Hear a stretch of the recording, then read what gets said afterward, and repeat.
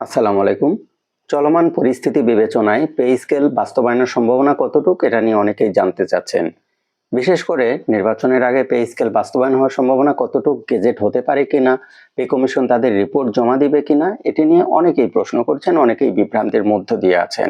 তো আমি আপনাদের জন্য আজকের ভিডিওটা বানিয়েছি এবং আপনাদের অনুরোধ করব, এই যে গত কিছুদিন আগে যে ঘটনাটা ঘটে গেল সচিবালয় ভাতা, এটার জন্য যে আন্দোলনটা হলো, এই আন্দোলনের পরে যে অবস্থা তৈরি হয়েছে তার জন্য কতিপয় কিছু মানুষ দায়ী।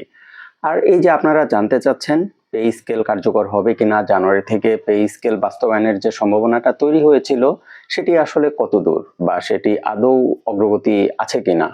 তো আপনাদের জন্য বলছি, আজকের পরে আপনারা ইউটিউবে ফেসবুকে কারো কোনো আপডেট দেখবেন না। আমি শুরুতেই আপনাদের বলে দিচ্ছি, আপনারা যদি নিজেদের মানসিক শান্তি চান তাহলে আজকের পরে কারো কোনো আপডেট দেখবেন না। আমি নিজেও যদি পে স্কেল নিয়ে ভিডিও দেই, আপনারা দয়া করে এগুলো দেখবেন না। দেখুন, আপনারা যেটা বলছেন কর্মবিরতি, তারপরে 15 তারিখের আলটিমেটাম শেষ হলে কোনো একটা কর্মসূচি, এই কর্মসূচিগুলোতে আপনারা যে অংশগ্রহণ করবেন তার জন্য যোগ্য নেতৃত্ব দরকার। তার জন্য এমন নেতৃত্ব দরকার যারা সবার কথা ভাবে। আপনারা যদি আমার চ্যানেলে নিয়মিত দর্শক হয়ে থাকেন তাহলে আপনারা খেয়াল করে থাকবেন, আমি শুরু থেকেই বলেছি আমি সর্বপ্রথম খুব সম্ভবত পেনশনারদের নিয়ে কথা বলি।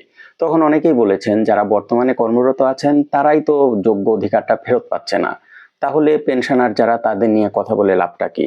দেখুন, একটা নেতৃত্ব তখনই পরিপূর্ণতা পায় যখন তারা নিজের কথা না ভেবে সবার কথা ভাবে। আমরা এই যে পেনশনারদের নিয়ে ভেবেছি, পেনশনারদের জন্য বিভিন্ন দাবি দাওয়া উত্থাপন করেছি, যৌক্তিক দাবিগুলো, তো দেখুন সেখানে আমাদের কিন্তু কোনো স্বার্থ ছিল না। একইভাবে যারা পে স্কেলের নেতৃত্ব দিয়েছেন, বিভিন্ন কর্মসূচি দিয়েছেন, তারা যদি নিজেদের স্বার্থ চিন্তা না করে সার্বিক দিকটা চিন্তা করতেন তাহলে সেখানে ভালো কিছু অবশ্যই পাওয়া যেত বা সম্ভাবনা আরো বেশি থাকতো। আপনারা একটা ব্যাপার খেয়াল করে দেখুন, সবচেয়ে বড় ভুল ছিল 1:4 অনুপাতে আমরা যে দাবিটা করেছি সেই দাবিটা ভুল ছিল। আপনারা অনেকেই আমার এই কথার বিরোধিতা করতে পারেন, কিন্তু আমি জোর গলায় বলবো এই দাবিটা ভুল ছিল। আবার অনেকেই বলেছেন সর্বনিম্ন বেতন 35,000 টাকা, আমরা যে দাবি করেছিলাম এই দাবিটাও ভুল ছিল। এই দাবিগুলো না করলে হয়তো বা আরো বেটার কিছু আসতে পারতো, তারা আরো ভালো কাজ করার অনুপ্রেরণা পেত। এখন আমি বলছি না যে এই কারণগুলোর কারণেই পে স্কেল কার্যকর হচ্ছে না, সেটা আমি বলছি না, কিন্তু এগুলো বড় একটা ইম্প্যাক্ট ফেলে। আপনি যখন যৌক্তিক কোনো দাবি না করবেন, আপনাদের দৃষ্টিকোণ থেকে আমাদের দৃষ্টিকোণ থেকে যৌক্তিক হতে পারে, কিন্তু বাস্তবতার নিরিখে এটি যৌক্তিক নাও হতে পারে।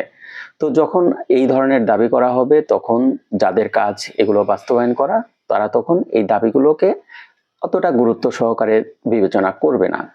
তো যাই হোক, সেই কথা অনেক আগে হয়ে গিয়েছে। এখন বর্তমান অবস্থা হলো পে স্কেল নিয়ে আপনারা কারো কথায় কর্ণপাত করবেন না। আর কেউ যদি কোনো আপডেট দেয়, যদি বলে যে জানুয়ারি থেকে পে স্কেল বাস্তবায়ন হবে অথবা ডিসেম্বরের শেষে গিয়ে পে কমিশন তাদের রিপোর্ট দিবে অথবা জানুয়ারিতে রিপোর্ট দিবে, এই কথাগুলোকে আর গুরুত্ব দিবেন না। কেননা এখন পে কমিশন বা সংশ্লিষ্ট কারো কাছ থেকে কোনো প্রকার তথ্য পাওয়া যাচ্ছে না। আর সচিবালয় ভাতার আন্দোলনের পরে সেই তথ্য সংগ্রহের আর সুযোগও নেই, সেটা আমি হই বা অন্য কোনো ইউটিউবার হোক বা অন্য কোনো নেতা হোক, সবার জন্যই একই কথাই প্রযোজ্য। সুতরাং আমি আপনাদের বলবো, আপনারা যদি বিভ্রান্ত না হতে চান তাহলে এই ধরনের আপডেট দেখা বাদ দিয়ে দিন। যদি কেউ কোনো কর্মসূচি দেয় বা যদি কোনো আপডেট পান তাহলে সেটি পত্রিকা মারফত অবশ্যই জানতে পারবেন। শুধু শুধু দৈনিক আপনারা এই আপডেটগুলো দেখবেন, একটা মানসিক অস্থিরতা তৈরি হবে, এছাড়া আর কিন্তু কোনো কিছু হয় না। আপনারা একটু খেয়াল করে দেখুন, শুরু থেকে যে আপডেটগুলো দেখছেন তাতে করে এই যে ঘন্টার পর ঘন্টা, দিনের পর দিন আপনারা আপডেটগুলো দেখছেন, একটা ইউটিউব চ্যানেলকে আপনারা ভালো রিচ দিচ্ছেন, ভিউ দিচ্ছেন, কিন্তু দিন শেষে সবাই কিন্তু আপনাদের মিথ্যা আশ্বাস দিয়ে গিয়েছে। আমার চ্যানেলে আমি কিছু কথা বলেছি যেগুলো বাস্তবতার নিরিখে, এই কারণে আমার পপুলারিটি একটু কম। কিছু মানুষ আছেন যারা এই যে আমি তথ্যবহুল ভিডিও দিই, বাস্তবতার আলোকে কথা বলি, এই কারণে আমার ভিডিওগুলো পছন্দ করেন। কিন্তু বড় একটা অংশ আছে যারা নিয়মিত আমার চ্যানেলে আমার ভিডিওগুলোর নিচে বাজে মন্তব্য করতেন। তো এই কারণে আমি আপনাদের অনুরোধ করব, এই যে দিনের পর দিন, মাসের পর মাস আপনারা বিভিন্ন ধরনের আপডেট দেখেছেন, এই আপডেটগুলো ভালো রেজাল্ট কিন্তু দেয়নি। শেষ পর্যন্ত এর পরিণতি আপনারা দেখেছেন। তো বন্ধুরা, এই ছিল আমার আজকের আপডেট এবং পে স্কেল সংক্রান্ত সর্বশেষ তথ্য। তো আমি যেটা বলতে চেয়েছি সেটা একটু সামারাইজ করি, যে পে স্কেল সংক্রান্ত কারো কোনো ভিডিও দেখবেন না, কেননা পে কমিশন বা সংশ্লিষ্ট মন্ত্রণালয় এমনকি অর্থ উপদেষ্টা তাদের কাছ থেকে এখন আর কোনো আপডেট পাওয়াটা সম্ভব নয়। আর জানুয়ারি থেকে পে স্কেল কার্যকর অথবা পে কমিশনের রিপোর্ট এটা নিয়ে দাবি জানানোর যে ফ্লোরটা আমাদের ছিল, সেটি সচিবালয় ভাতা আন্দোলন করার সাথে সাথে সেই ফ্লোরটা নষ্ট হয়ে গিয়েছে। আমরা চাইলেও সংশ্লিষ্ট কারো কাছে এখন আর পে স্কেলের দাবি নিয়ে যেতে পারবো না।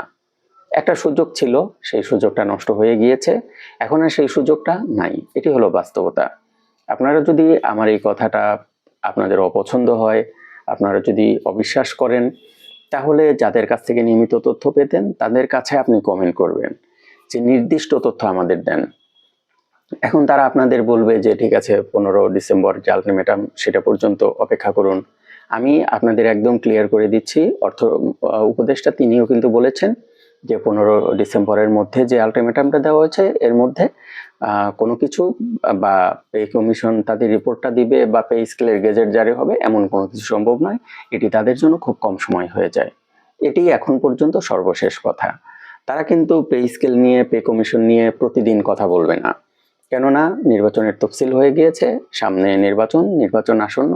এই কারণে পে স্কেল বা নির্দিষ্ট কোনো টপিক সেটি নিয়ে সবসময় মিটিং করা, সবসময় পড়ে থাকা বা ডিসকাস করা, সেটি এখন আর তাদের সেই সময় আসলেও নেই। আমরা যে আলটিমেটামটা, এই যে আমরা না, যে সংগঠনগুলো আলটিমেটাম 15 ডিসেম্বর দিয়েছে, তাদের উচিত ছিল এটা আরো আগে করা, কেননা নির্বাচনের তফসিল হয়ে গেলে এই কাজগুলো আর সম্ভব হবে না। এটি স্বাভাবিক, এটি আসলে বাস্তবতা। তো যাই হোক, আশা করি আপনারা বুঝতে পেরেছেন যে পে স্কেলের ভবিষ্যৎ আসলে কি হতে যাচ্ছে। এখন আপনাদের করণীয় একটাই, সেটি হলো পে স্কেল সংক্রান্ত কোনো ভিডিও দেখে শুধু শুধু আপনাদের মূল্যবান সময় নষ্ট করবেন না, আপনাদের মানসিক শান্তিটা নষ্ট করবেন না, কেননা পে স্কেল এখন অনিশ্চিত অবস্থার মধ্যে দিয়ে পড়ে গিয়েছে।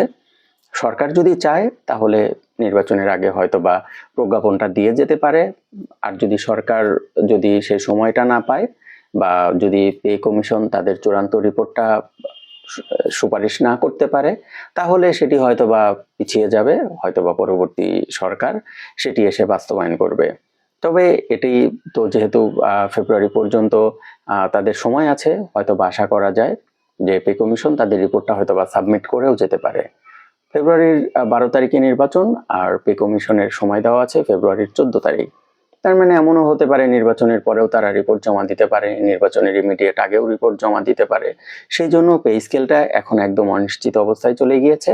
আর সবচেয়ে বড় কথা, সচিবালয় ভাতা এমন একটা সরকারি চাকরিজীবীদের জন্য খারাপ কাজ হয়েছে যে আন্দোলনের কারণে আসলে পে স্কেল নিয়ে কারো কাছে যাওয়ার কোনো আর সুযোগ নেই, কারো সাথে কথা বলার কোনো সুযোগ নেই।